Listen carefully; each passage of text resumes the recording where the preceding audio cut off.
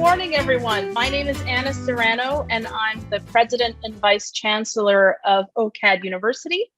And welcome to Sustaining Black Creativity, a conversation with Dr. Zoe Whitley, and a dialogue, in a sense, between these two incredible leaders, Dr. Whitley herself and OCAD University's very own Dr. Andrea Fatona. This event is brought to you by OCAD University in collaboration with OCAD U's Center for the Study of Black Canadian Diaspora, which was established and is led by Dr. Fatona. Before I begin, I'd like to acknowledge that we are entering this very difficult new year, and I really want to welcome you all warmly. Hope you are all doing well. It's nice to see in the chat box so many old friends, and I'm looking forward to greeting all those few folks in the chat that I haven't met yet and that is new to OCAD University. And as such, it's important for us to acknowledge this wonderful community that we have gathering together to listen to these incredible women, and also to acknowledge this territory that we are on. So on behalf of OCAD University, I want to acknowledge the ancestral and traditional territories of the Mississaugas of the Credit, the Haudenosaunee, and the Anishinaabe, and the Huron-Wendat, who are the original owners and custodians of the land upon which we create, stand, and where I am speaking to you from today.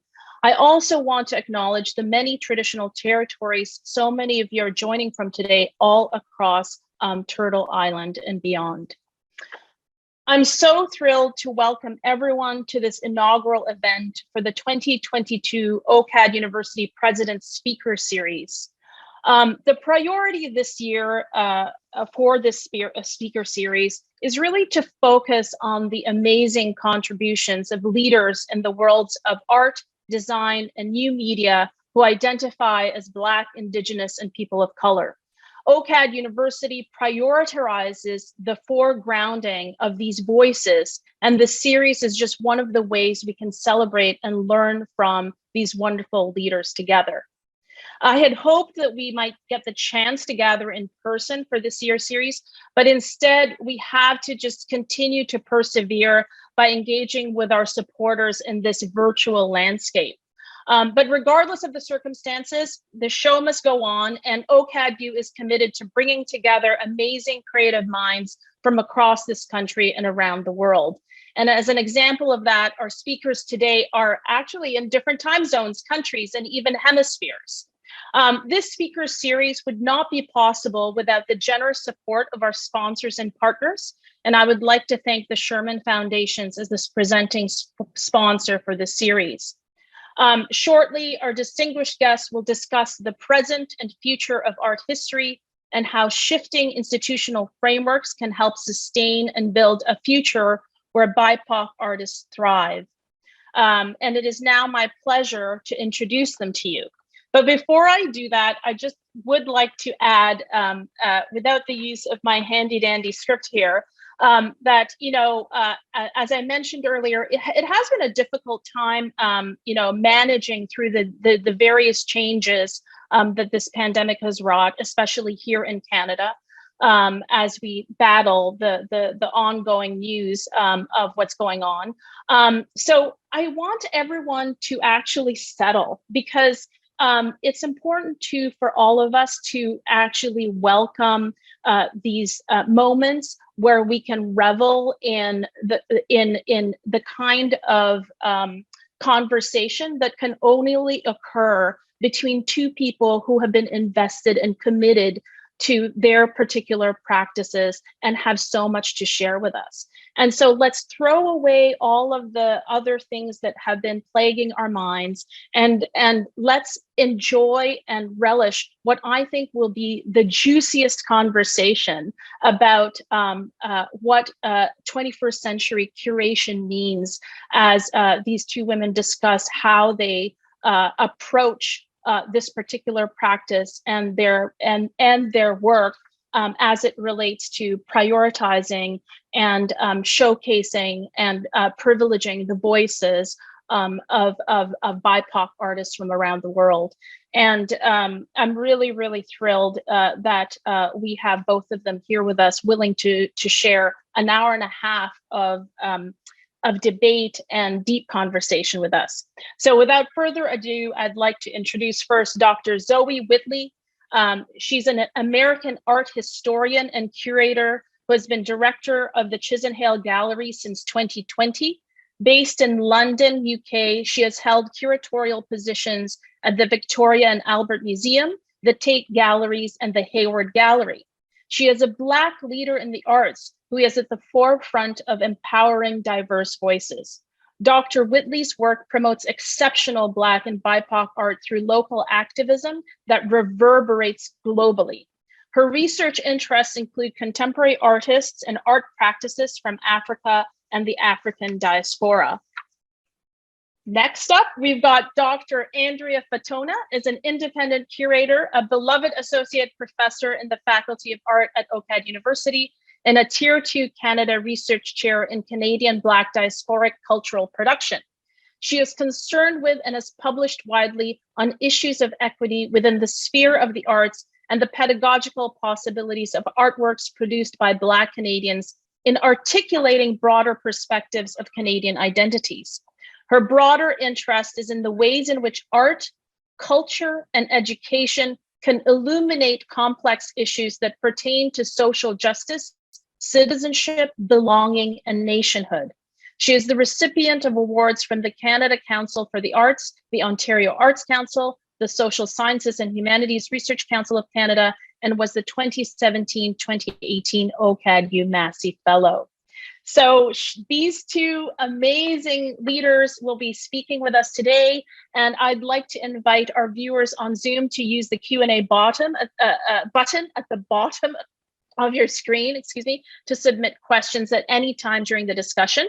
We'll compile them for the Q&A period following the speaker's conversation. And I'd also like to note that there's live captioning available throughout today's presentation.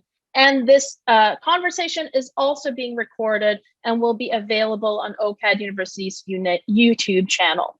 So without further ado, Andrea and Zoe, over to you both.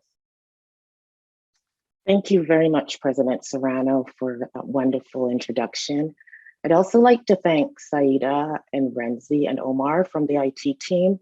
I'd also like to thank the team at MNC Marketing Communication for the great job they've done with outreach and for the great background I have today.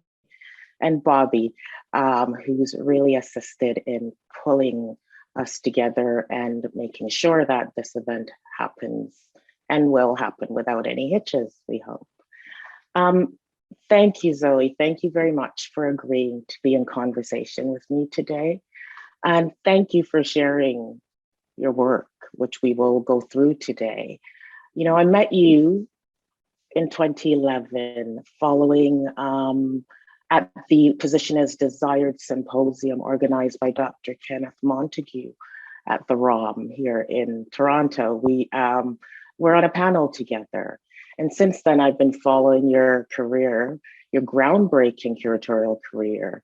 And I'm just so excited to have this conversation with you.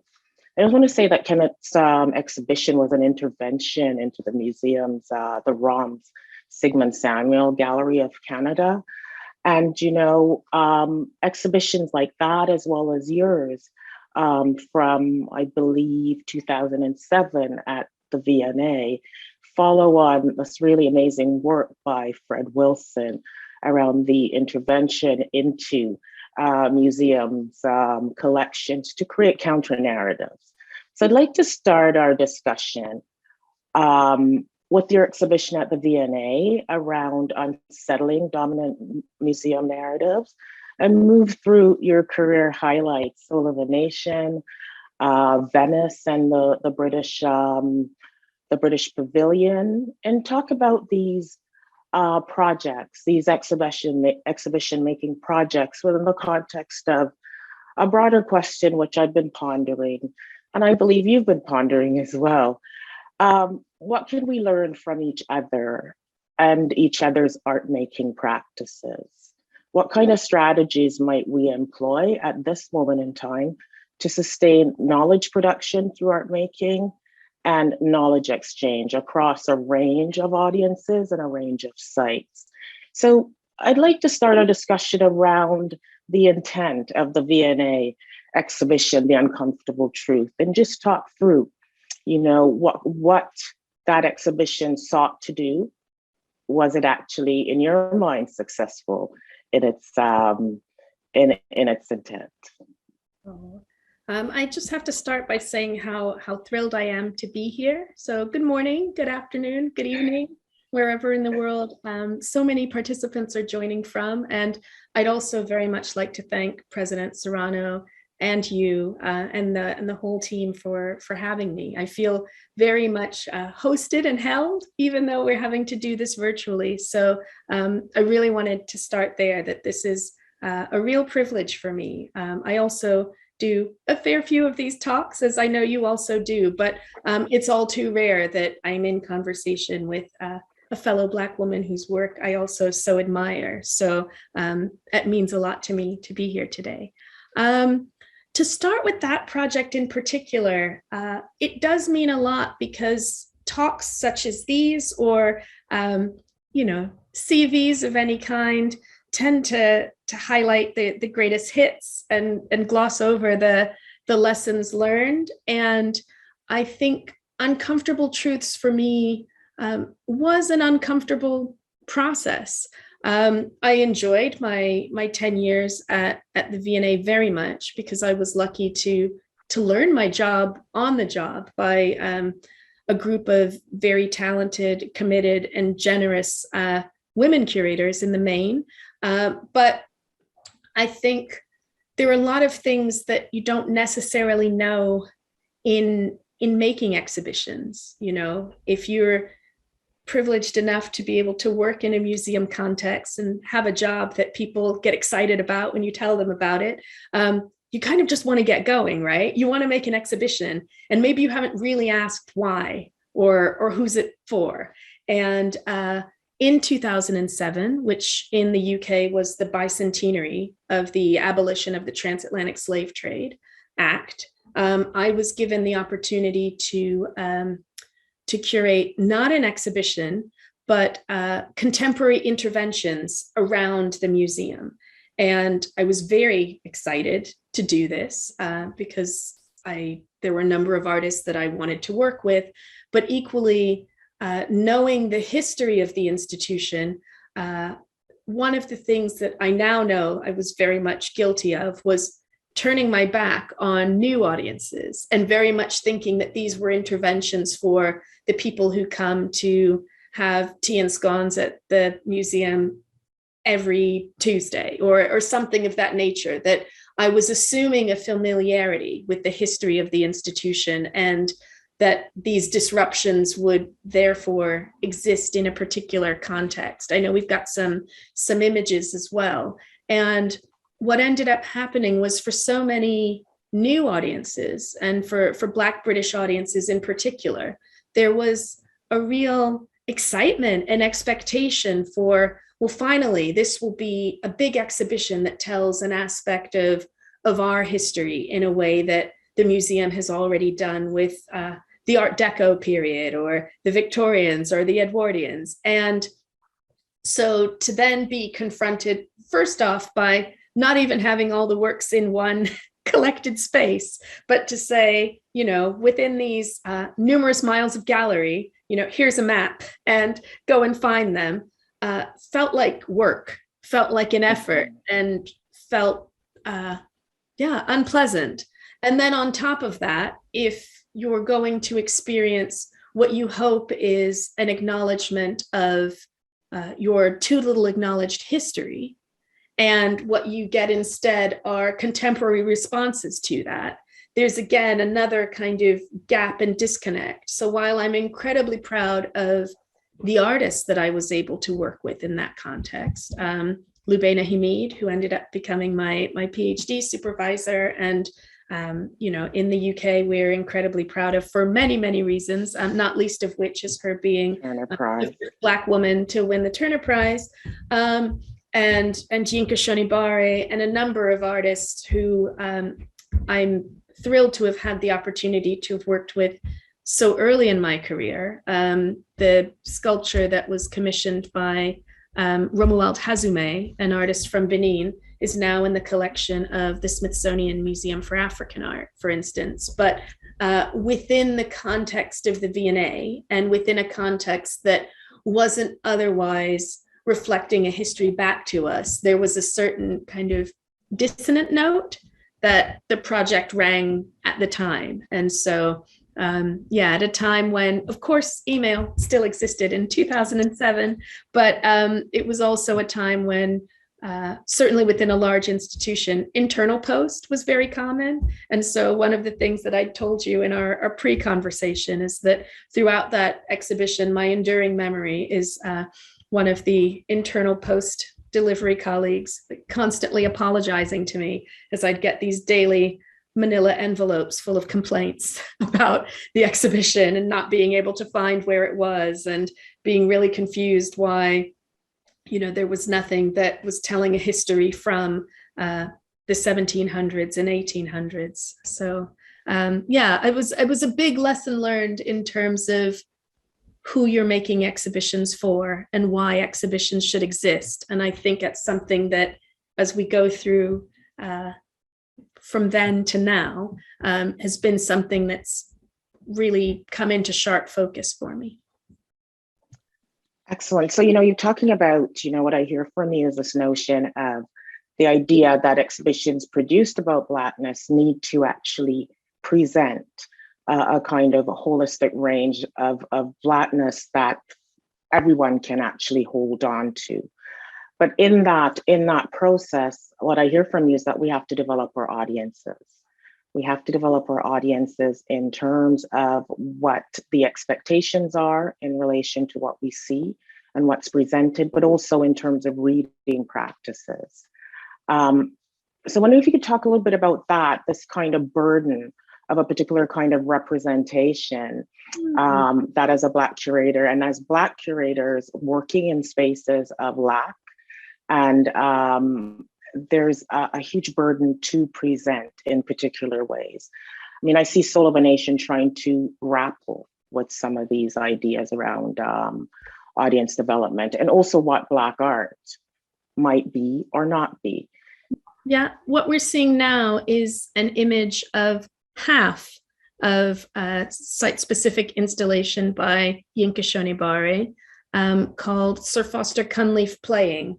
And so this sculpture was installed in the Norfolk House Music Room, a period room at the V&A. And on the other side of this, incredibly ornate and gilt room that some people may recognize from, countless photo shoots and other things, is the archery target.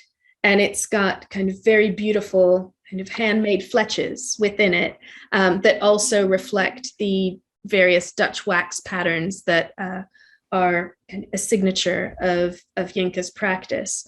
And what Yinka responded to within this context was the lives of the idle rich that were made possible because of the slave trade.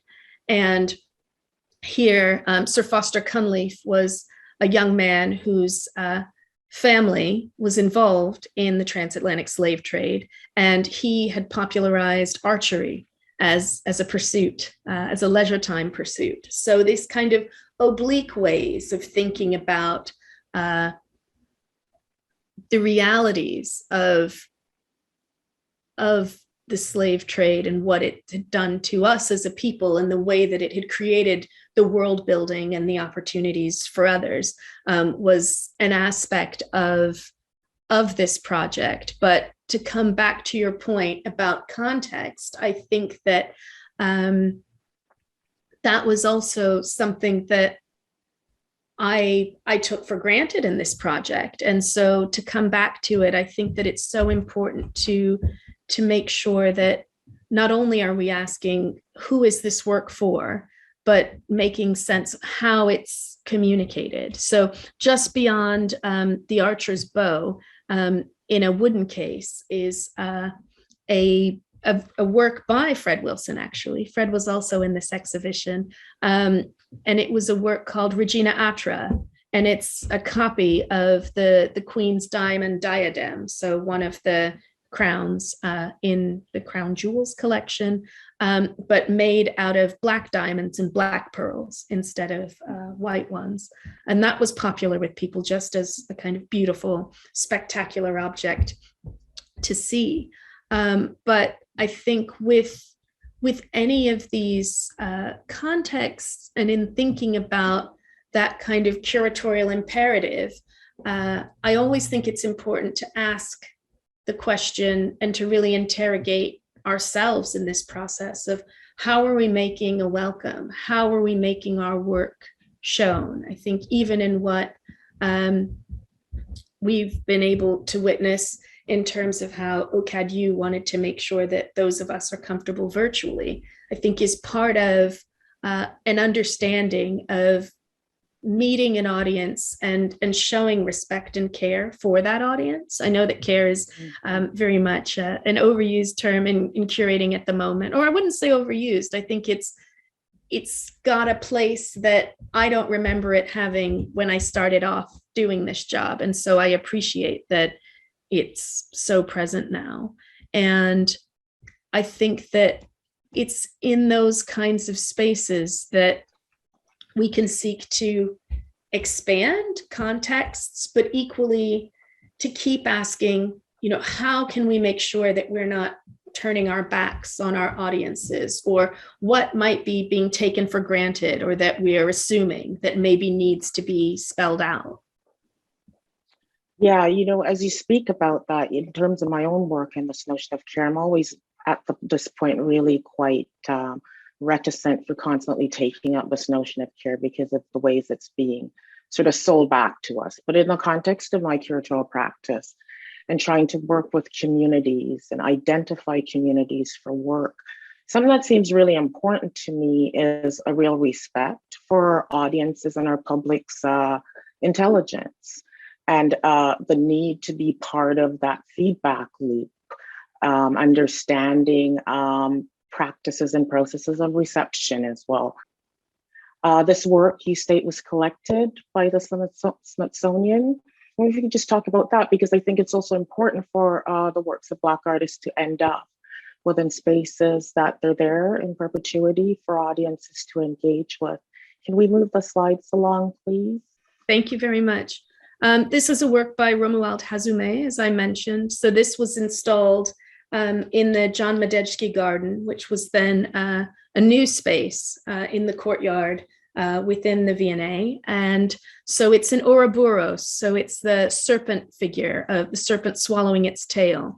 And Romuald Hazume is known for working with plastic jerry cans, and in particular, wanting to manipulate their anthropomorphic qualities. So the fact that the aperture for where a spout would exist, either for pouring things in or pouring things out, the molded handle and this aspect that might resemble a nose bridge or a brow line could then start to evoke the facial features of West African masks.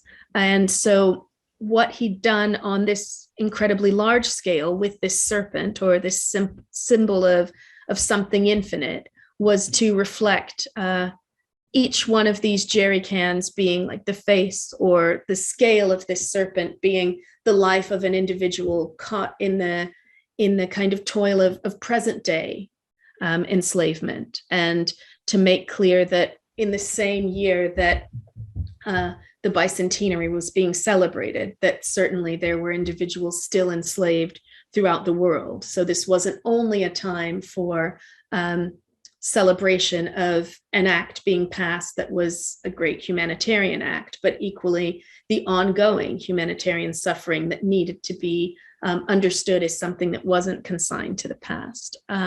So yes, the scale of this work, you can see its monumentality. There's the figure in white doorway to give some sense of that scale. So the fact that it has this other life now in Washington, D.C. is really something I couldn't have imagined at the time. Congratulations on that, because I think having worked. Oh, go sorry. ahead. Oh no, I was ahead. going to say, I think the congratulations are very much part of like an international network of curatorial expertise and camaraderie and a kind of collegiate rapport. So I think it's all credit to the colleagues at the Smithsonian for that work.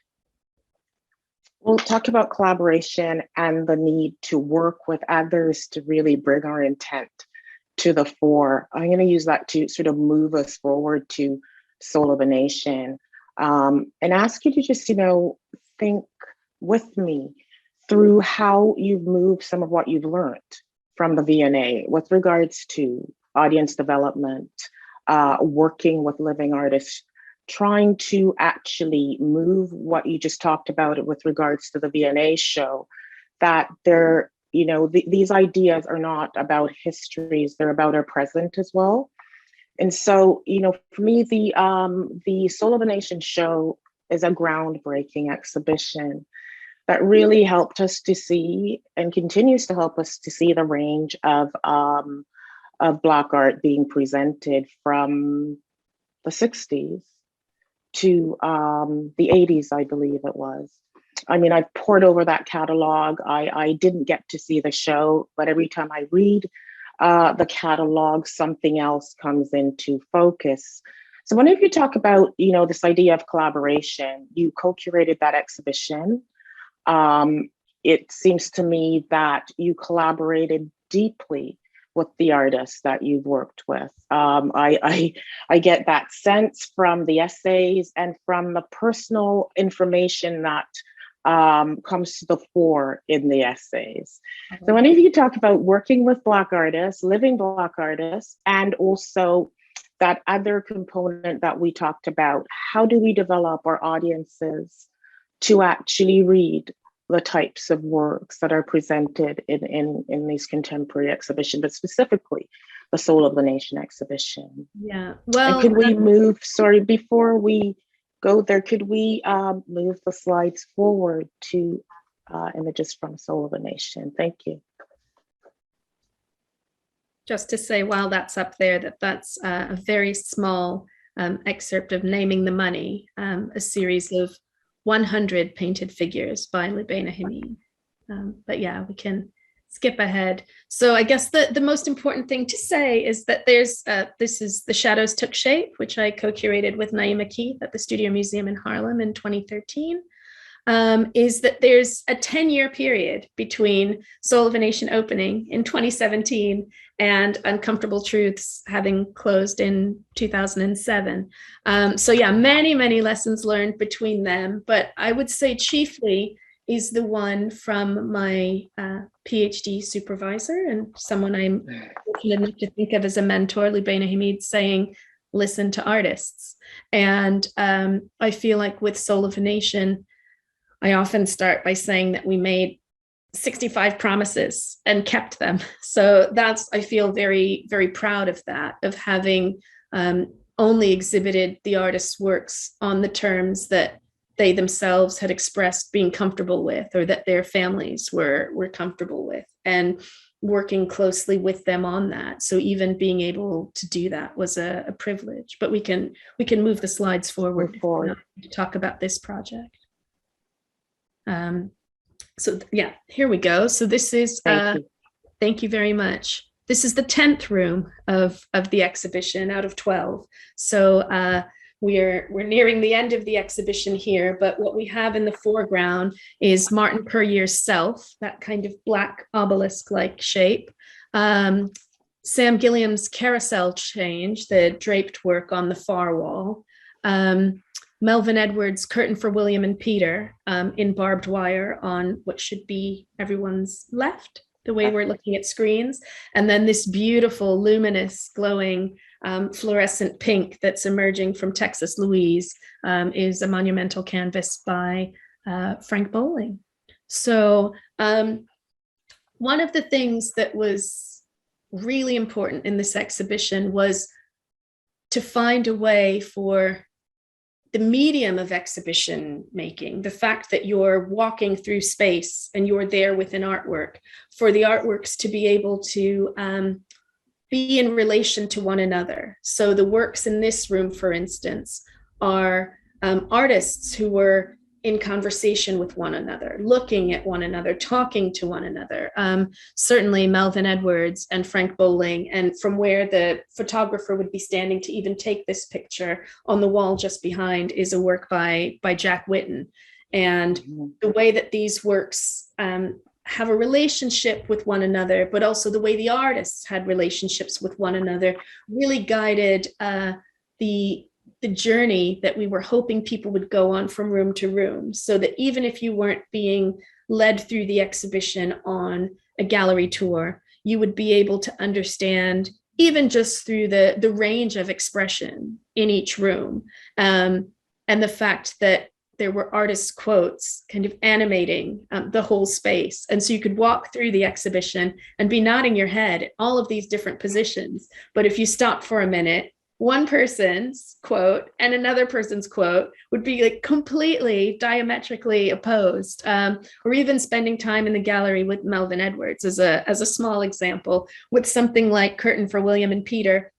If you stood there and talked to him about the barbed wire and the chains having these very visceral and material relationships to chain gangs, and to a whole history of thinking about Black men, and the fact that he's honoring the close friendships that he had with William T. Williams and Peter Bradley in this work. That's the William and Peter of the title.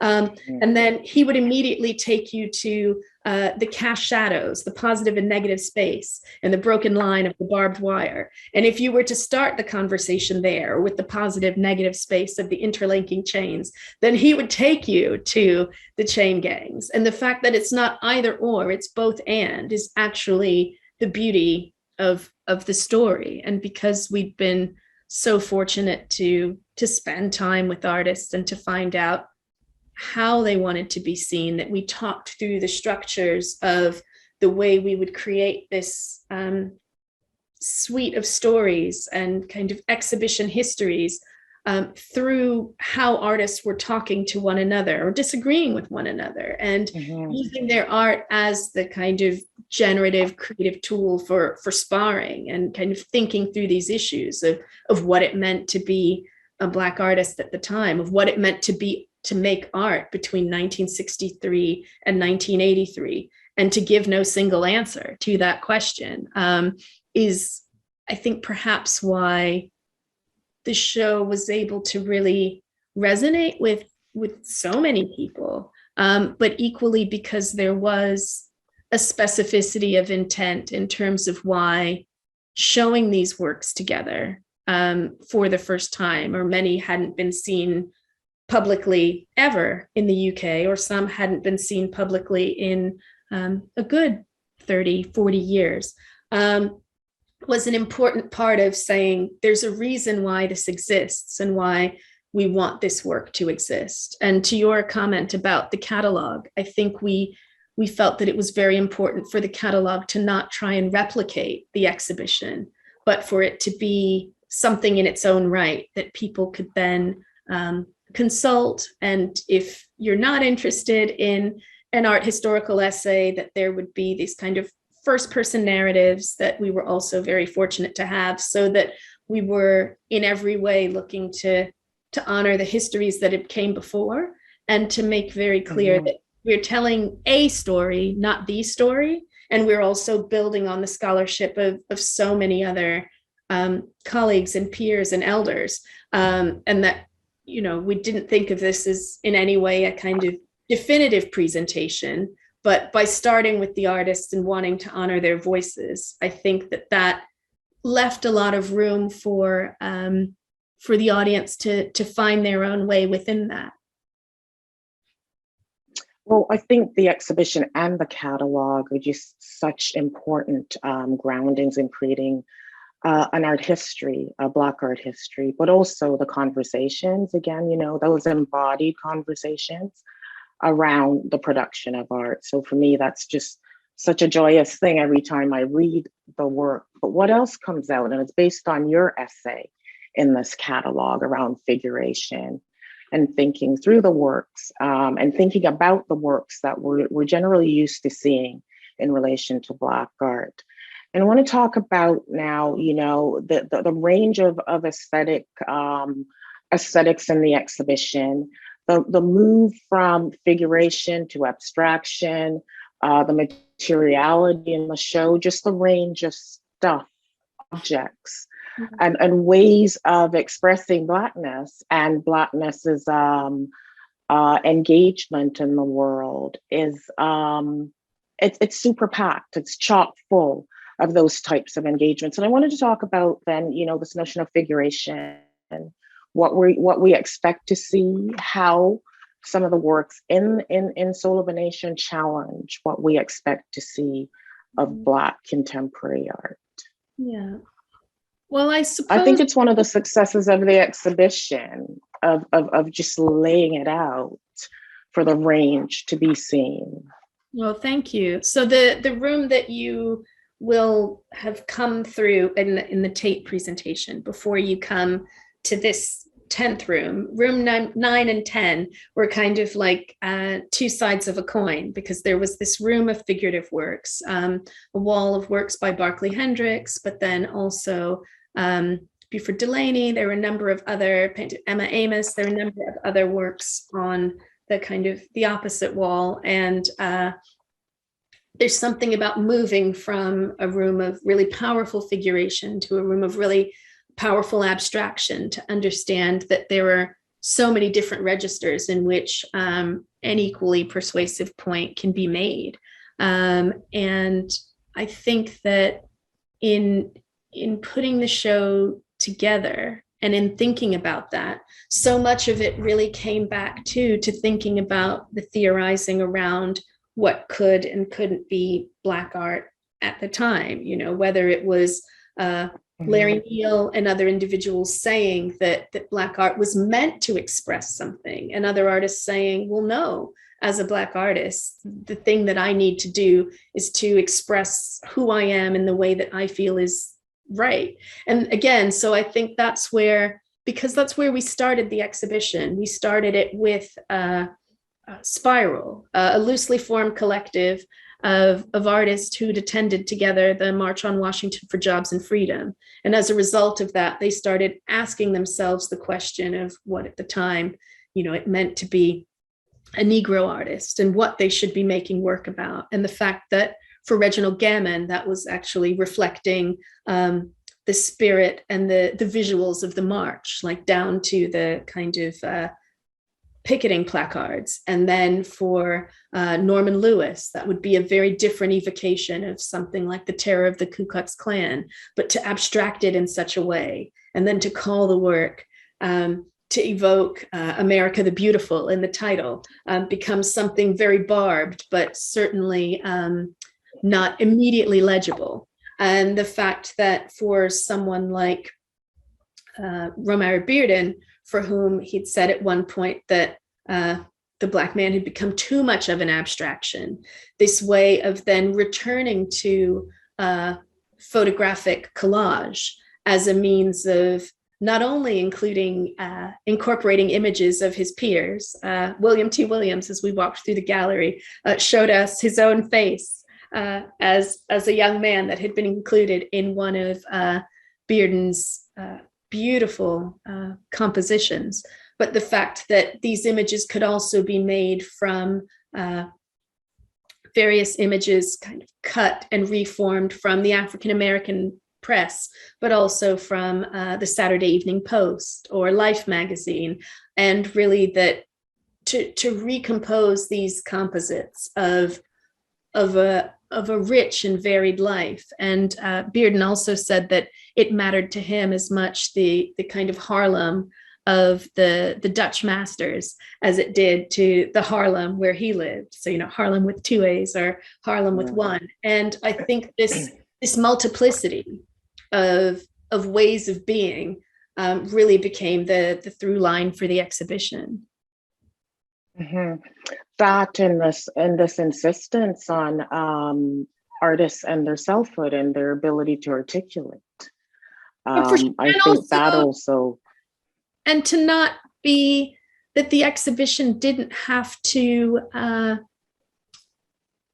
try to paper over the disagreements, that the energy and the verve was actually in the fact that these disagreements existed.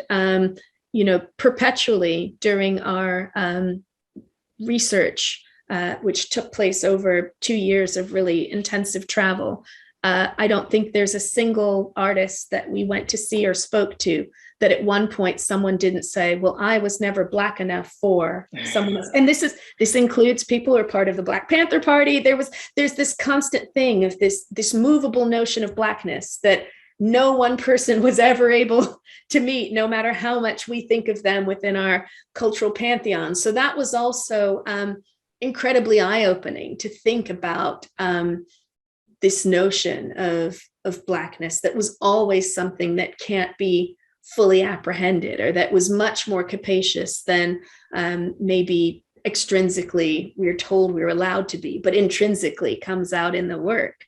So that as a way of, it was just undeniable in thinking through how this project could then live in the world. And as you speak, I think about the idea of giving up or giving over some of that control as curator in these projects, particularly this one, in terms of allowing the dissonances, the disagreements, and as you say, the kind of multivalent articulation and shifting signification of Blackness over time and within specific moments. I'd like us to move on to the next slide, please. Yeah. I'll just add, there was even a blank space we left on a wall for a painting that we couldn't find.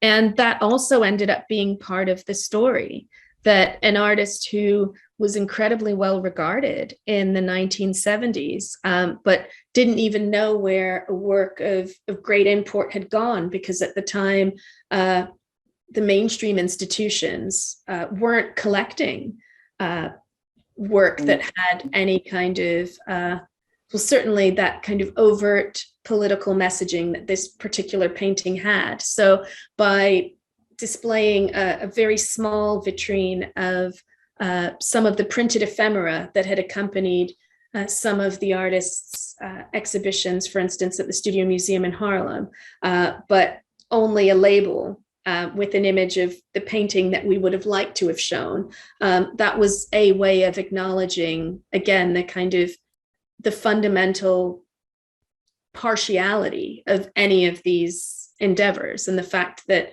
this was very much what we'd hoped to be the start of many more exhibitions, both solo exhibitions and kind of deeper dives into the subject. And that has happened. And we were very much building on the deep dives of individuals like Deb Willis and Kelly Jones and Rick Powell, and certainly Dr. David Driscoll and many, many others. But that part of it too, that I think was really eye-opening for people, is you're kind of pulling back the curtain a little bit. So that the messiness of history, there's some place for that too sometimes.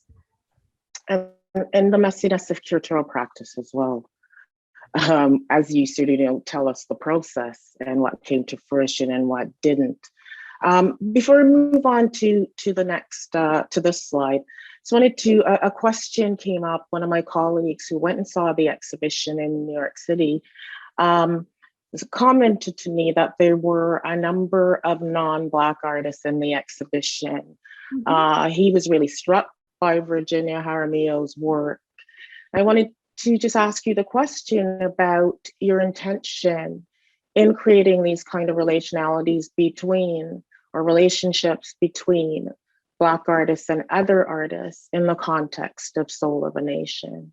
Yeah, I think that for us, it was just very important to be as faithful as possible to the communities of artists that existed. So the inclusion of Virginia, for instance, a very sweet anecdote. Virginia's a phenomenal woman. And when I first met her, she's also very warm and friendly.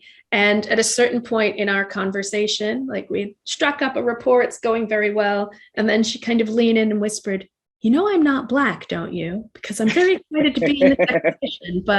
And I was like, "Oh no, don't worry, I know that." We're very much, and so her work was shown in the context. I conveniently have it here. I feel very lucky to have this catalog. You won't be able to see it because it's black on black, but this is a catalog from an exhibition called the Deluxe Show, which Peter Bradley curated in what was formerly the Deluxe Cinema in Houston, Texas in 1971.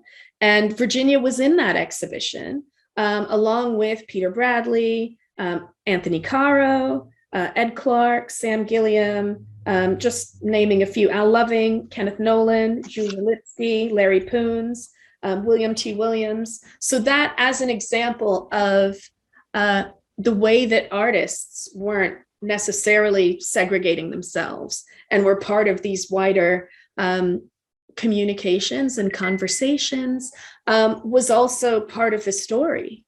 And so there are rooms where we speak very specifically about artists who made it their mission to protest and boycott the mainstream institutions that were gatekeeping and not making space to show the work. And then other artists who said, I'm not interested in showing in those spaces. I'll show in my own space. I'm more interested in showing art in the street than in the Metropolitan Museum of Art. And that, again, so even these strategies being different, being very much a part of what the story was. And so within that, if there's a wonderful evocation of life in Harlem through the lens of a Japanese photographer, that's part of the story, in as much as a photo book by Amiri Baraka is also part of the story. So within a vitrine, we can have In Our Terribleness and that other work, and also show Roy Decarava's photographs and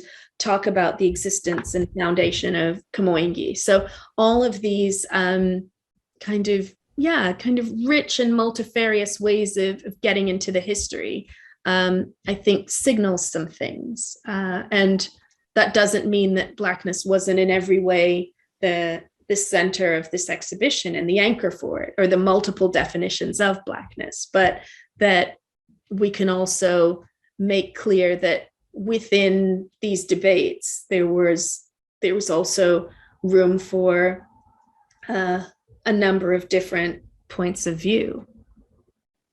It also highlights that on the ground too, as Black curators, we're also engaged in other spaces and engaged in the larger conversations taking place in contemporary art. So, as I think about it, it's also the fact that as Black curators, if we have a focus on Blackness, there's an assumption that there's nothing else we can understand or present in terms of the works of others.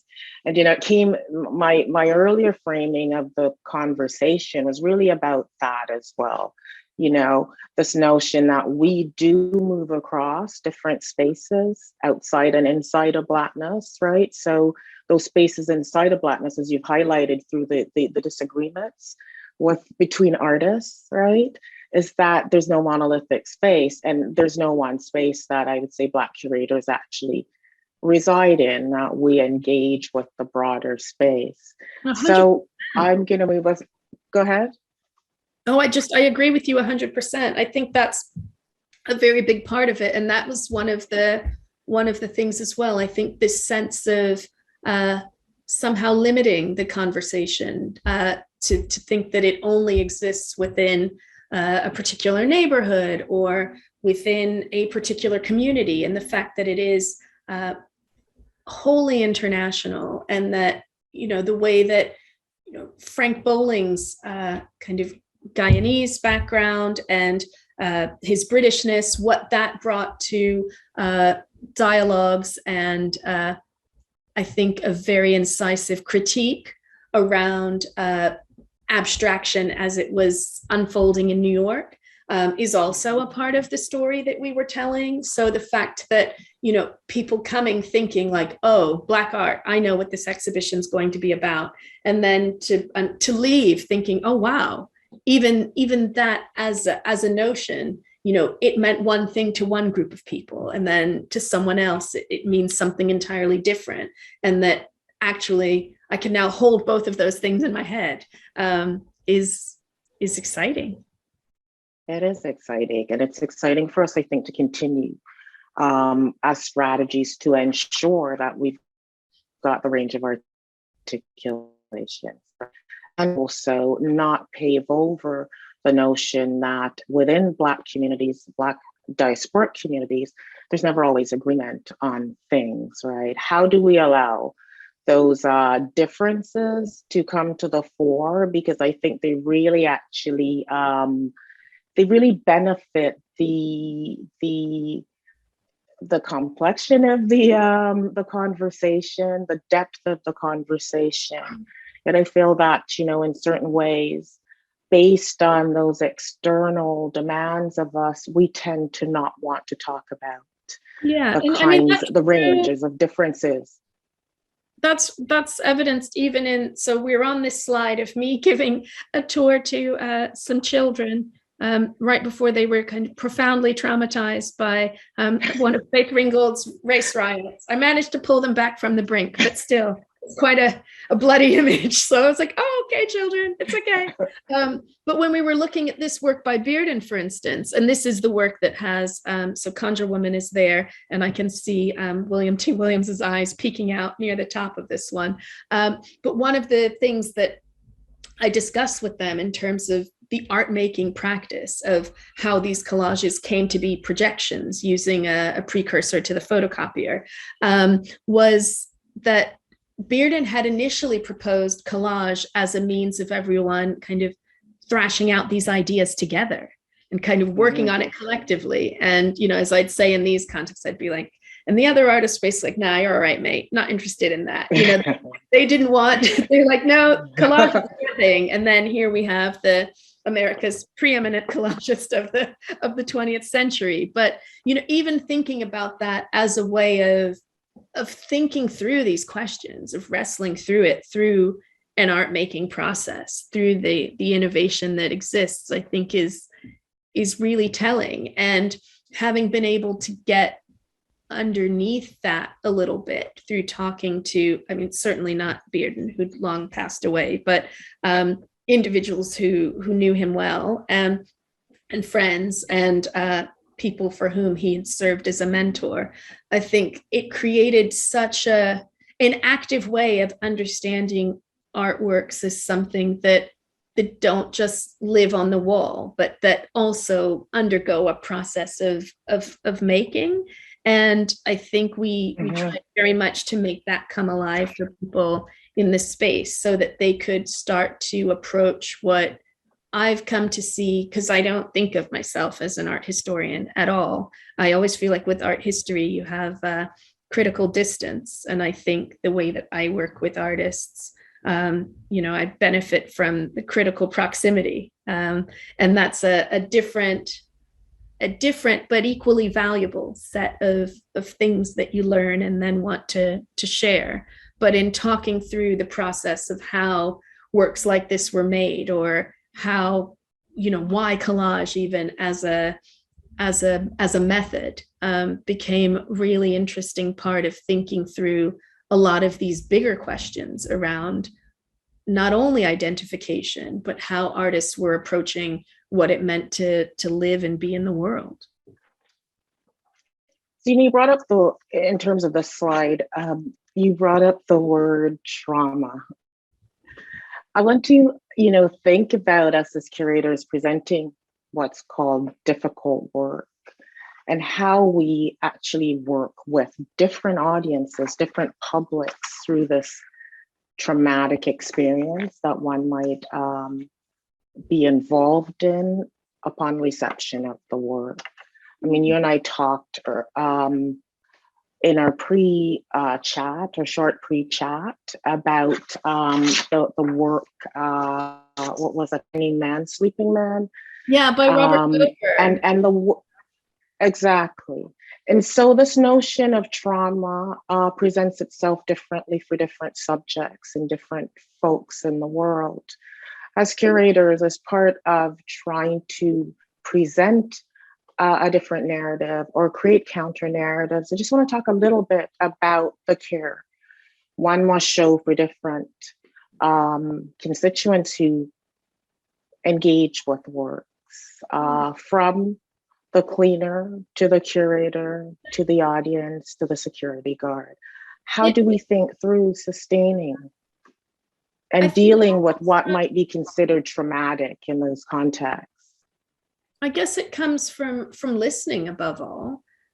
So if someone says, this hurts me, you need to be responsive rather than defensive. So an example that I gave that was in my PhD was the differing receptions of Robert Gober's Hanging Man, Sleeping Man wallpaper, where the sleeping man in a repeat pattern on yellow wallpaper, it's a white man in bed, and the hanging man is a lynched Black man. And as part of Robert Gober's kind of rapturous reception in a kind of New York gallery context, the work was very well received. And by the time of Robert Gober's retrospective at the Hirshhorn Museum in Washington, D.C., the majority African-American guards who would have been tasked with being in the space with that work said that they would refuse to kind of invigilate that space. And initially, the powers that be in explaining Bob Gober's practice overall, his interest in questioning notions of masculinity, in bringing in notions of homosexuality in various works, and a very complex and nuanced practice that Gober himself has. The response back from the incredibly savvy and also sensitive front of house staff there was that, yes, we understand all of that, but you have to understand that this is the only representation of us, of Black people in this whole museum. And that shifted something. I can't say for the Hirshhorn immediately, but it certainly shifted something for the audience. And so one of the things I discussed with you is that by the time of his major retrospective at MoMA some years later, there was a proactive and very deep engagement with the front of house staff and with the guards from the start, so that the artist himself was explaining what he meant in having created that wallpaper and why it existed. And it created a very different level of understanding for everyone involved, and for those who would then end up being there as this kind of buffer or a kind of membrane between the artist's intention and the work and how it might be received. And so one of those museum guards even is also a preacher and made a sermon about this work that Bob Gober ended up reading at the opening dinner for his event. So there's, again, the fact that, and not all of this happened, I've condensed something that happened over a series of years, but it's kind of the ultimate conclusion of this that I think is so beautiful was actually a reinterpretation that happened with Robert Gober's permission by the late artist Noah Davis at the Underground Museum, where the wallpaper was used as wallpaper, and then the wife of a lynching victim was shown framed atop the wallpaper to kind of, again, add this other layer of agency and nuance and voice and experience to the work. So I think that there's basically always room to listen to how the work is received, and the fact that it may not be received the way you intend it to doesn't mean it doesn't need to exist in the world, but that, maybe there's a different approach that can be taken in how not only you hear what people need from that work, or what they need from you or from the institution as a whole for that work to be able to exist in a way that isn't only hurtful. Yeah, I mean, strategies around listening, but listening as equally important to, as you pointed out, a kind of critical self-reflexivity on the part of the curator and on the part of institutions to allow for that change to occur, whether or not it's slow or quickly. But I feel like there has to be a sense of a critical interrogation, as you say, of the intention and what we want. I guess what kind of conversation? So much of it is down to willingness. Like, are you willing to listen? And some of that has to do with an approach that I think we have to take as curators to the very notion of expertise, and being willing to kind of break down a more patriarchal notion of expertise, where, you know, I'm the one who knows something. You should be feeling very lucky that I'm telling you about it, and knowing that this kind of knowledge exchange can happen in multiple registers. You know, the knowledge that that museum guards have, for instance, it always amazes me, and they're my favorite people to talk to about artworks that they're with all the time, and the things that they see and the details that they can tell you. Like, I always learn so much. So I think being willing to upend perhaps some of those hierarchical notions of this is who we should listen to and why is an important part of, I think, also just showing respect for people. I mean, I know we still have the same slide here, but it's as important. I learned so much from the children telling me what they saw in the work and what mattered to them. Exactly. It's, you know, again, back to the intelligence of our audiences, no matter who they are, but also the fact that the work we do in terms of presentation is a circuit that has to be closed through reception. And without that, there's something missing if we don't understand its reception. So, you know, I was going to ask you to talk about the differences in reception of the exhibition, but I'm going to drop it and move us a little bit forward, and maybe we can take that up later. US and okay, we can do it later if you want, because Okay, because I want to get to your work at with the British Pavilion and Venice 2019, just to kind of continue talking about this idea that we can learn from others, right, outside of our own experience, and what it means. Because what I see it as is a kind of practice of empathy that allows us to see something outside of ourselves. And equally as important, this notion that as Black curators, we have expansive practices. So, and if we could jump into 2019 and talk about that. I mean, a really important work, artist that you took to Venice, and what that meant for you, in terms of this presentation of a national imaginary about so this is the space you work in the British Pavilion. So this would, if you think of the British Pavilion like a kind of squared off Nautilus shell, you basically go from this room to two interconnecting rooms. Then there's the enfilade of a third room, and then two other rooms. So it kind of makes a squared off snail shell. So we're in both the first room that you're in, and then because you have to double back, we closed off a wall so that you have to double back on yourself. This is both the first and last thing you see. But by the time you leave, because what you don't see here are the many things that have been taken out. The floors have been stripped back. The skirting board, so the kind of very British kind of thick piece of wood that would hide the join where the floorboards would meet the wall, or where they might not, where it might be a little bit more like jagged teeth because they don't quite meet. And the skirting board is meant to create a kind of tidy buffer all of that was stripped out. All of the lights were stripped out. So the exhibition is seen only in Venetian daylight, or if it's toward the end of the day and you're losing the light, then again, you're kind of in this kind of dusky penumbra. And the two paintings on that back wall, the colors adjust very much depending on that work. So working with Kathy, or rather observing Kathy at work, was a real privilege.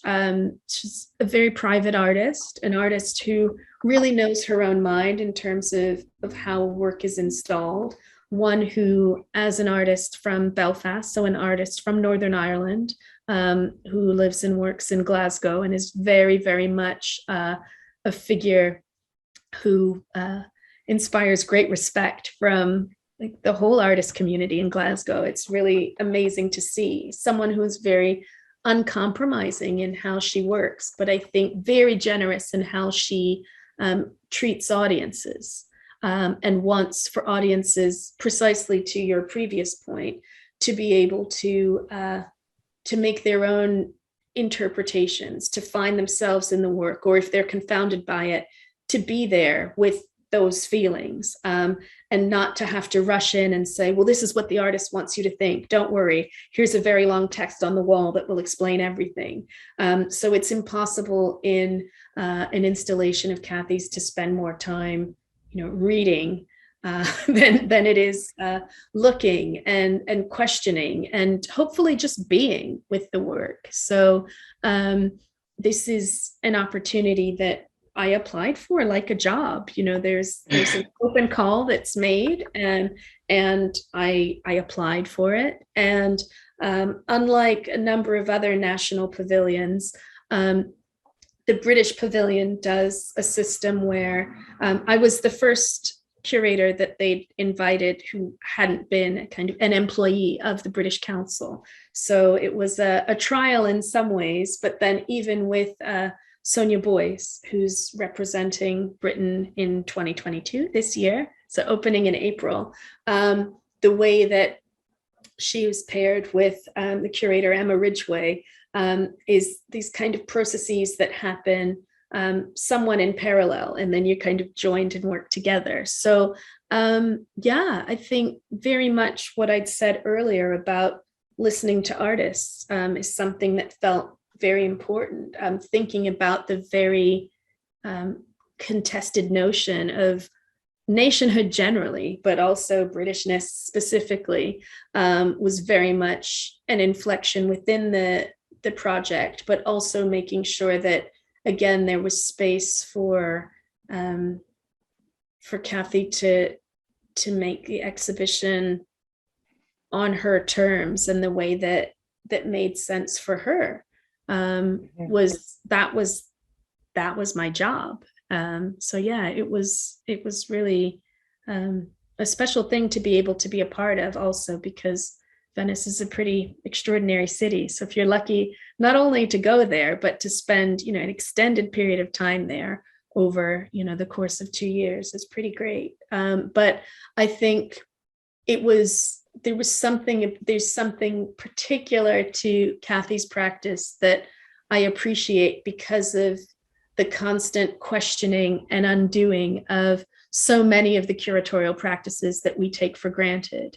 So, like I'm saying about like a big text to read when you enter an exhibition, what does that get in the way of if we start to then teach people that, before you even engage with the work, you need to have read 450 words, or sometimes a lot more, because there is a right answer or a right way to experience it. And I think that it was helpful to understand, the extent to which so much of what we find uncomfortable in art experiences about not knowing or feeling like we should know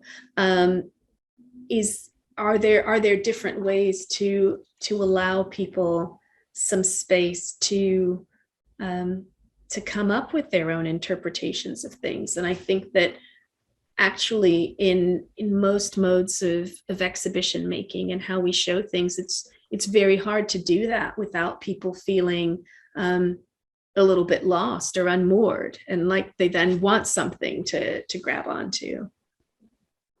I agree. You know, this notion of not knowing is one that we don't do well with. But how, again, it's back to this notion of allowing artworks to do their work in their context, and helping those we're communicating through these presentation and exhibition making practices to feel okay with this notion of affect, that we do, something does get stirred in us when we see something, and sometimes that's enough. I mean, I'm really struggling as well not to scaffold the work I do in interpretive text and all of that, because I've been sort of trained to think that that's what's necessary. We have to lead people through some textual engagement with what we're thinking about.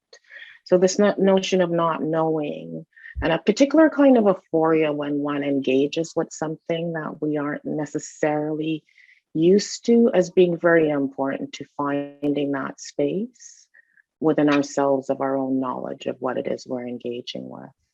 But I'm looking at the time and realizing it's 12:14, and just, you know, you've done these brilliant curatorial projects, really groundbreaking and germinal in particular ways.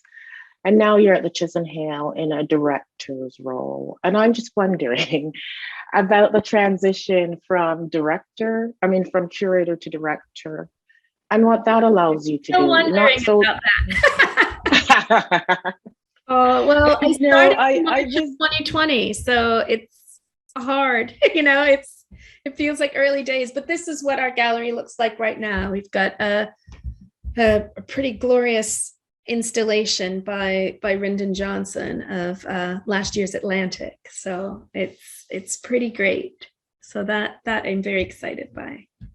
Do you want to tell us a little bit about the Chisenhale, because it's a really interesting and important gallery for its practices of sustaining and developing artists. You know, when I came to visit you, I noticed on the wall that Sonia Boyce had a major exhibition there. So a number of the artists we know today who've made it through to the top of the ranks started or had some engagement with Chisenhale. While I was there as well, Abbas from Canada was there. And what I realized that there's this, and you had mentioned that you were working with a Nigerian artist. Yeah. It's very interesting, as Ronaldo Walcott would say, you know, international and international engagement that the gallery has. And as I think about this idea around, or what we're talking about, how do we sustain the works of artists? You know, we specified Black artists in the discussion, but I'm going to broaden it. How do we sustain the work of artists? Might you just talk a bit? I mean, I know you've only just got there, but the histories of Chisenhale and maybe some of your ideas for the continuing commissioning of works. Well, sure. Oh, talking about Chisenhale is my favorite thing to do. So it was founded by artists. So in the 1980s, artists who'd been displaced by property developers as Butler's Wharf was being redeveloped. So in central London along the Thames, looked further afield to East London. And there was a former brewery warehouse and a veneer factory that also produced propellers during World War II. And the artists, so one of the spaces that you're looking in right now, drywalled the building, they kind of wired it for electrics and turned it into 39 artist studios. So there's a separate charity on the floors above us, Chisenhale Art Place, which was the studios. The gallery became independent in the 1990s. And there's also, even under the same roof, a separate small charity for innovative dance practices. But for the gallery in particular, you know, I really think, I always talk about the spirit of possibility that saw that this former warehouse could be a gallery, that this could be this space that's transformed with each artist's exhibition. And so when you mentioned Sonia Boyce, for instance, Rashid Irene curated an important exhibition at Chisenhale called Essential Black Art. Mona Hatoum was a part of that exhibition. She'd been part of the artists who'd kind of found this space and secured it and had an involvement from early on. Wolfgang Tillmans had his first major solo at Chisenhale Gallery, Lubena Hamid in 1989. Many artists who you'll also know well, Cornelia Parker, also Sam Taylor Wood, Hito Sterl, more recently Lynette Yarambwachi. Yeah, the list is very, very long. There was also a really wonderful and foundational exhibition that took place in the 1990s called Yellow Peril of Asian Canadian artists. So I think this way in which, as a gallery space, it was really not always artists run, and it isn't, I'm not an artist, but very much artist led in its ethos. And the way that we work is by commissioning new works of art from artists. So we are very frequently showing an artist, either whether they're British or international, it's very frequently their first major institutional presentation in the UK, certainly within London, but usually within a UK context. And it's wonderful to see what Chisenhale alumni go on to do. But I think it's that belief in artists and the fact that we work with artists over a 1 to 2 year period to develop the work. Obviously, for some, slightly longer because of that, the great pause of COVID. But it's made a real difference in a kind of an international landscape of artists being able to make work at scale, often for the first time. So, you know, the importance of that major project, that major exhibition for racialized and Black artists is so important, you know. So many times Black artists, and I'm also guilty of this, of showing Black artists in group exhibitions because of that relationality and that dialogue we want to bring to the fore. But there's something about the solo exhibition, the solo project, the project that's scaled up, and the time, because this is something I've been really struggling with, which is this idea of racialized artists, particularly Black artists, having the time to develop, having the time to incubate, having the time to make mistakes and to work through processes, or feel like somehow the need to present perfection at every moment again becomes another albatross around our necks. So to move on to the Elijah project, but maybe, you know, try to think through again some of what we need to be able to incubate, to experiment, to actually to fail, right? I'm always thinking about failure is such an important thing to allow us to get to the next step. But as Black artists, as Black curators, as Black cultural producers, I feel as if there isn't the space for failure. And it becomes something that I think, you know, we need to think through about, again, how do we create space for us to work through ideas, to work with our materials, to push ourselves, both materially and conceptually. Yeah. I'll turn back to you to talk about your America project. Oh yeah, so this is a project that I co-curated with a former Tate colleague, Nancy Ierson, who's Deputy Director and Chief Curator at the Barnes Foundation in Philadelphia. And we worked together on Elijah Pierce's America. And this came about because working in a large institution like Tate, you have your either regional specialism if you're working on modern and contemporary work, or for our curators who were working on perhaps kind of pre-war artists or early 20th century, you know, a kind of time-specific specificity. Sorry, that was redundant, but yeah, a time-specific expertise. And Elijah Pierce slotted so effortlessly into this space that should have been like on some kind of Venn diagram, the sweet spot between Nancy's knowledge and mine. And neither of us knew. This was a fun and interesting project. I mean, and this is, I'm actually trying to answer your question. I think a lot of it has to do with finding like joy and enjoyment in the work. Like it can't all be like, I also don't think of myself as an activist. I have friends who are activists or who really like make social change. I guess it's, I think I mostly espouse that kind of Carrie James Marshall quote about art maybe not being the thing that kind of causes political change, but it can help us ask questions. I'm interested in the questions, and I'm certainly interested in the answers that that artists put forward. But with the project like this, we were both like, wow, you know, how did we not know Elijah Pierce?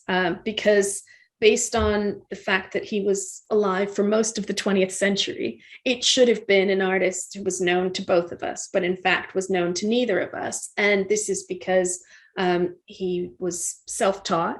And again, within these various silos of arts expertise, what we think of as outsider art or visionary art, or, you know, self-taught artists kind of occupy this different preserve. And so in learning about the work and being so excited about it, we thought it would be a very exciting opportunity to show, particularly in a context like the Barnes Foundation, where there are also works by other self-taught artists like Horace Pippin, but equally self-taught artists like Henri Rousseau.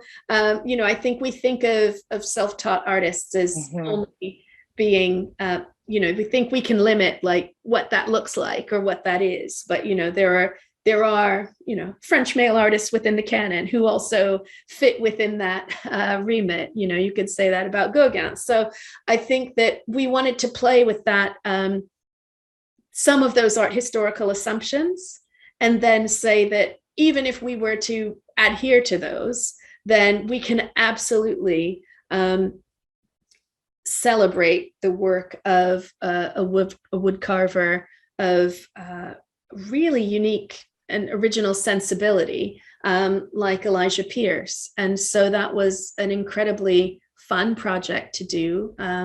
We invited Theaster Gates to also to contribute an essay, and a wonderful scholar based in Chicago to also contribute. So I think the way that we were kind of thinking through a range of approaches to something that, again, where expertise is meant to mean one thing, but what if you shift the context slightly? What does that mean for our understanding of the work? And can we just learn and be serious and respectful to the artist's skill, but at the same time have some fun with it, and say that this is artwork looking at, and it's worth looking at because we love it.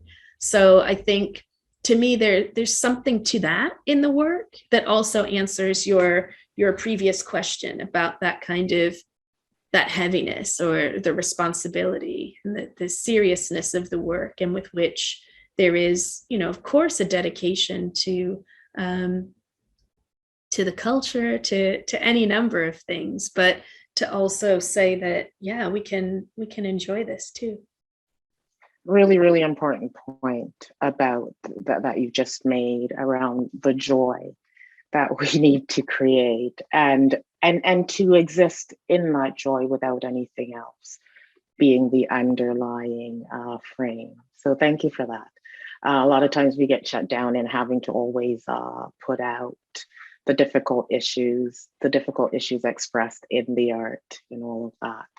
And again, it's 12:27, and I'm going to read one quote that's really stuck with me at the end of your essay in Soul of a Nation.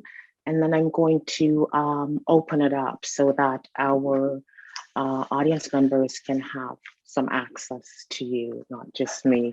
I could talk to you for forever, but I will stop. And at the end of your essay on page 224, this is about figuration and the figure. You say that While it was radical to make Black life central to one subject matter, it is equally culturally relevant to resist any externally imposed impulse that mandates that Black self-expression must manifest itself in prescribed ways. It is a freedom of choice and self-expression that represents a true artistic vanguard. When art criticism wrongly surmises that in the recognizable figure, one can readily see all there is to see, that there are no conceptual depths or layered meanings as found in abstraction, it is presumed that the preponderance of Black figuration spoke to something wanting in the Black artist. I argue that in figuration's insistent redress of negativity and invisibility, representation was in fact fundamental to a conceptual program. That quote for me is still quite important in how we come to Black art, how we read it, and to think about the range of Black expression. But again, to come back to the efficacy and what one can learn through the range of Black figuration. So I want to thank you for that. Oh, I don't think I've been quoted to myself before. I was like, well, thank you. I think at the time too, I think the funny thing is we can easily forget, especially now from 2022, or looking at, say Black figuration and its popularity in the commercial market, for instance. Even when I wrote that, which is not that many years ago, figuration had this really unsteady and quite suspicious position within certainly modern art museums in the West. So I think so I was kind of trying to cheer for the underdog at that point. It's basically, unless you're Alice Neal, nobody really wants to see your figuration. And so it's interesting now to see how much there is a kind of re-engagement with it, or even it's kind of, a reassertion in this moment, but it was, profoundly unpopular, not that long ago. And as a curator, this permission in that quote is really important for Black artists, because there is a new engagement with figuration in terms of Black artwork. So thanks again for that. Thank you for the conversation. I'm going to ask my colleague, Bobby, to assist me with the Q&A. So we're opening it up right now for Q&A. Thanks, Bobby. Thank you so much, Andrea. Great. Thank you so much, Dr. Fatona and Dr. Whitley. This has been such a great conversation, and there's been a lot of good questions that have been coming through. So I know we're at time, so if folks need to leave, we understand that, but we'll try to get through a few of the questions here. Zoe, there was going back to the soul of a nation. There was a question about, was there a difference in reception between the US and the UK?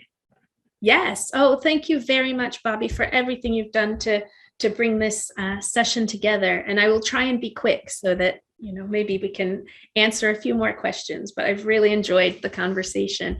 The big one, and the obvious one that used to make both me and my co-curator Mark laugh all the time, is that the reception here, and especially from young Londoners, was just, it was so eye-opening, and it was so exciting to see Tate inside reflect very much what London looks like as a city outside. And when the exhibition toured the United States, so it went to Crystal Bridges in Arkansas, so in the South, then it went to Brooklyn Museum in New York, and then it went to, honestly, such a beautiful exhibition at the Broad. It looked so good. I think we both agreed. We were like, oh, we used to think that, we loved the way we'd done it in London, but it was just so stunning in Los Angeles. But no matter where we went in the States, not only did museum staff, but also local press within the given city. So, I mean, like New York Times or LA Times, or, you know, press in Arkansas, it doesn't matter where. The question was always, you know, how did this end up coming from Britain? So it was, the funny thing is the question ended up being quite nationalistic, when actually there was none of that. There was no questioning of the stories that were being told in a British context, being asked like, oh, why is this an American story here? But in America, everyone was very, very eager for an answer that I don't think we were ever able to give in a way that satisfied people for, you know, how could this have originated somewhere else? And for us, that, I guess, was never a question. But that was one of the big things that just kept coming up. Great, thank you. And there's been a couple questions about this, and it's particularly relevant, obviously, to our student body here at OCAD University. But do you have any advice, or can you comment on folks or students that want to have a similar career path as yours, or to champion some of the things that you've championed? Yeah, I think support each other and work together. I know we didn't get a chance to talk about The Shadows Took Shape. It was an Afrofuturism exhibition that I'd done with Naima Keith, but she is a peer and a colleague and a friend. And, you know, even the people that you might look up to, like Thelma Golden and Lorna Simpson and Glenn Ligon, you know, I think of them and their friendship and the fact that they are, you know, peers and colleagues and contemporaries as well. So I think there's so much strength in supporting one another. And that doesn't mean at all like that you can't reach out to people who you respect and admire, who are, you know, have done some things, but, you know, we're also learning from you guys. So I think that sense of knowing that you have something to contribute and you can find your voice, and that you can work together and support one another, is something that I think has made a big difference to me. And it's something that I'd also talked to Andrea about, which is why I think so many of the projects that I'm proudest of, I made with other people, you know, so I was the co-curator, but not the only voice in it. And I think, yeah, often those times made a lot less mistakes, and, you know, still feel like very happy and proud of those shows. So, I know that's not like big advice, but I think it's something that you can do and is actionable and doesn't have to feel so far away, or like what you're trying to do is so impossibly far, or that you have to get lucky. And then otherwise, I'd say like, do your research. I think that when you're interested in talking to an artist, it really helps to not waste their time or yours, and to actually have, you know, there's a reason why you want to have this conversation, and, you know, things that you've done to try and, you know, move the conversation along, or things that you've observed that you'd like their take on. And I think that in establishing that kind of rapport, some really interesting conversations open up, because I think our artists often say that to me and they're like, oh, wow, nobody's ever really looked at that before. Or, you know, you can ask basic questions too, like, why is that yellow? You know, and they might, you know, I think that there's always this sense that you have to be like cleverer than clever. But I think just being interested and engaged is so much of it. Great. And maybe this is a good way to end the conversation today, but there's a question here about, you know, collecting contemporary Black art, and, you know, having an inclusive audience within, you know, collections. And you know, I'm wondering if maybe you can talk a little bit more about, you know, how this can be a sustainable practice in this new kind of digital paradigm. I know this is a kind of a heavy question, but. Okay, so there's multiple parts to it. So one part is about creating diverse collections. Yeah. Are these personal collections, or is this working in a, because again, I'm not an art advisor or, you know, a collector personally. I've always worked in the nonprofit sector. So I guess from that, my experience with collection building has been very much working in national museums and acquisitions processes that can be very slow and lengthy. And again, where shifts can happen. So you think like, oh, wow, like this was a very hard sell kind of from a curatorial or conceptual point of view a few years ago, and then things catch up. I think that, yeah, I don't know how to, can you maybe repeat the question? It's all good. I think the conversation as a whole is really kind of, you've shown how these bodies of work do have value and for the future, and it's we're getting a lot of questions about a lot of appreciation for all the work that you've done, and it's just been an incredible conversation. Awesome. I am aware of the time. I know there were some questions that we couldn't get to today, so I apologize for that, but we're happy to forward any questions or answer them after the session. But I'd like to turn things back over to President Serrano to close the session today. Thanks so much. Thank you so much, Bobby, and thank you so much, Andrea and Zoe. Essentially, what I got from your really wonderful retrospective of work, which we don't normally get a chance to really dig deep into. So I really love the way you framed this conversation, the two of you, so we can see how Zoe starts to think through all of the curatorial projects she's been doing all across these years, and how we can learn from them each time, and your sharing of insights of the things that you've learned across the period of work that you've had. But what struck me at the end of all of that talk, is that, in order to do this kind of sustained, relevant, impactful work, you really need to be a curious, engaged, and good human. At the end of the day, it's actually about being good, kind human beings who have a tremendous commitment to respecting the work, the people who make the work, and the people who receive the work. And I can't think of any other way than that to know that, than having been part of this conversation that the two of you had so generously with us. So thank you so much. Thank you for all the 90 plus participants who decided to stay on post 12:30. Thank you, Zoe and Andrea. I hope this is the beginning of a beautiful friendship for OCAD University and you and the Chisenhale Gallery, time immemorial, and other places that you'll be going to. I do want to thank our audience. Andrea, thanks for thanking our wonderful team. So I won't re-thank them, but just know, folks, that we love you. But please join us virtually for the second edition of the President's Speaker Series on February 11th at 10 a.m.